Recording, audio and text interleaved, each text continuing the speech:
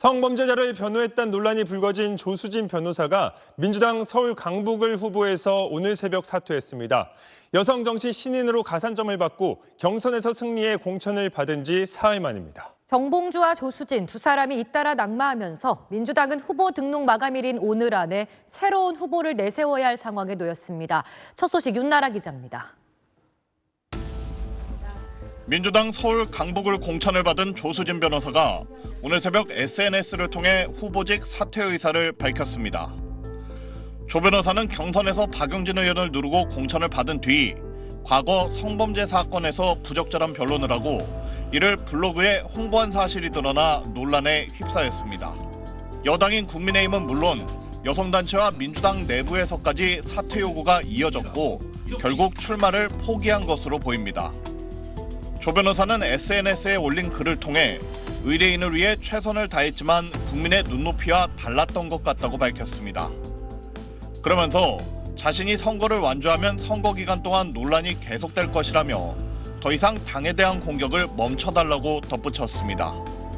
조 변호사의 사퇴가 확정되면 민주당은 총선 후보 등록 마감일인 오늘 안에 새로운 후보를 공천해야 합니다. 초등학생을 성폭행한 태권도 사범의 2심 변호를 맡았던 조수진 민주당 강북을 후보. 피해 어린이가 아버지 등 다른 성인에게 성폭행당했을 가능성까지 거론하며 가해자를 변호했지만 재판부는 받아들이지 않았습니다. 가해자는 결국 지난해 대법원에서 징역 10년을 확정받았습니다. 같은 해 진료 과정에서 환자를 성추행한 한의사를 변호하면서 피해자가 추행을 당하고도 그 자리에서 항의하지 않고 주변에 알리지 않았다며 피해자다움이 드러나지 않는다고 주장하기도 했습니다. 이 역시 법원은 받아들이지 않았고 가해자는 징역형이 확정됐습니다. 조 후보는 자신이 변호한 성범죄 가해자 변론 사례를 블로그에 올려 홍보에 활용하기도 했습니다. 조 후보는 변호사로서의 윤리규범을 준수하며 이뤄진 활동이었다면서도 국회의원 후보로서 심려를 끼친 데 사과했습니다.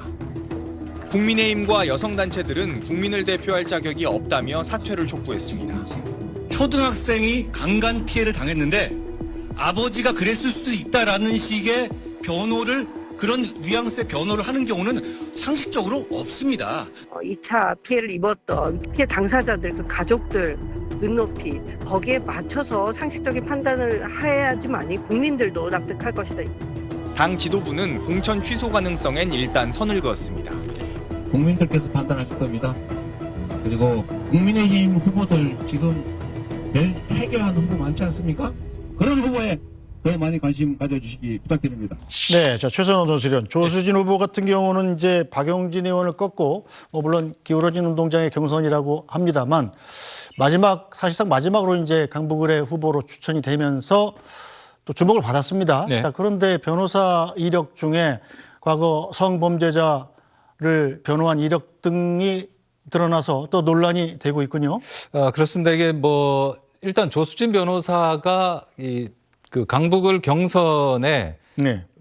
마지막에 이렇게 등장하면서 사실 검증이라고 할까요? 그런 걸 받을 시간적 여유가 없었죠. 네. 바로 이제 투표에 바로 들어갔지 않습니까? 네. 그래서 그 부분에 대해서 시간적으로 좀 검증을 제대로 못 받은 상황에서 이제 이 관련한 의혹들이 계속 나오고 있는데요. 근데 글쎄요, 이제 이 부분은 좀 이따 송 변호사가 아까 하실 말씀이 있는 것 같았는데 네. 변호사가 누구를 변호하고 또 변호하는 과정에서 어떤 논리를 펴느냐 이 부분에 대한 판단과 사인으로 직업인으로서의 변호사의 직업윤리에 관한 부분하고 네. 그것과 다르게 공직자로서의 어떤 평가의 기준 이 두 가지 문제 양쪽에서 논의가 나오는 것 같습니다.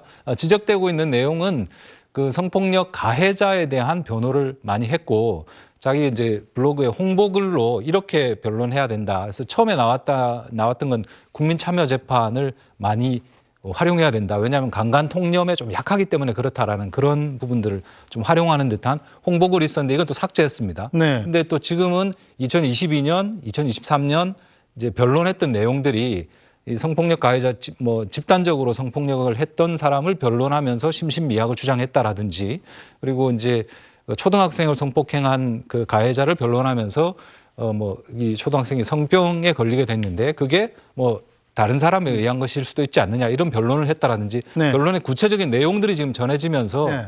말씀드린 대로 변호사로서의 직업윤리의 문제와 공직 후보자로서의 어떤 기준, 네. 이 두 가지 부분에서 좀 차원이 다른 문제 아니겠습니까? 후자에서 굉장히 많은 문제 제기가 나오고 있는 건 사실인데 민주당은 제로는 안 하겠다. 일단 이렇게 밝히고 있습니다. 자, 송영훈 대변인도 변호사시면서 정치인이지 않습니까? 자기가 수임한 사건에 대해서 이렇게 정치인으로 공격을 받을 때는 어떻게 받아들여야 될까요?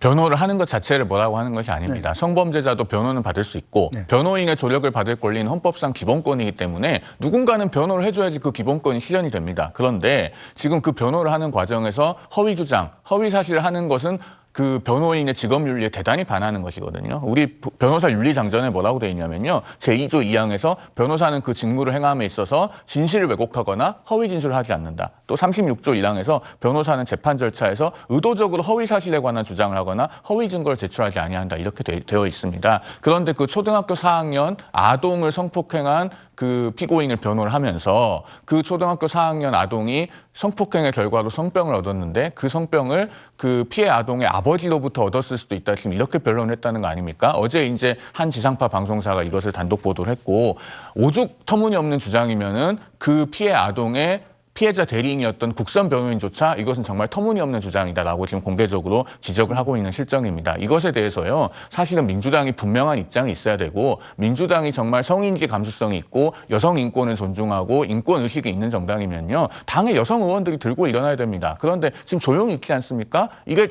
그 놀랄 만한 일도 아닌 것이 과거에 박원순 전 시장 그 성폭력 사건 때 그 피해자를 두고 남인순 의원, 고민정 의원 이런 분들이 피해 호소인이라고 했고 그러니까 그 피해자가 책을 이렇게 쓰지 않았습니까? 책 제목이 나는 피해 호소인이 아닙니다 였습니다. 그러니까 이런 성의식을 가지고 있는 민주당이 조수진 후보를 공천 철회하고 버티는 것 저는 자연스럽다고 생각을 하고 그럼에도 불구하고 이 권리당원들이 이런 사실들을 알지 못하고 투표를 했지 않습니까? 민주당이 건강하고 민주적인 정당이면요. 권리당원들이 들고 일어나야 됩니다. 우리가 이런 사실 몰랐기 때문에 투표를 했다. 우리는 속았다. 공천을 올바르게 되돌려 달라. 민주당이 어떻게 하는지 지켜보겠습니다.